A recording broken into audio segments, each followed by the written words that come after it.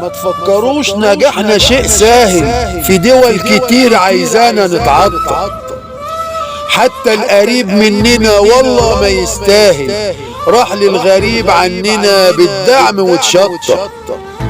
لكن بعون ربنا بالعزم حنواصل، اياك نسيتوا زمان ودموعكوا بتمطر.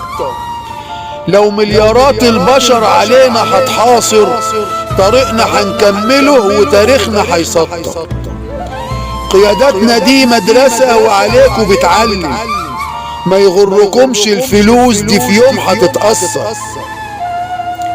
لو اقتصادنا اليوم بسببكم اتألم، بكرة اقتصادكم كمان ورانا هيحصل، واللي مشيتوا وراه عليكوا هيعلم، وهيجي جيش دولته لبيوتكوا ويكسر. الدنيا دوارة في تاريخ بيتكلم، لينا المعين ربنا وفي عونه ما يقصر.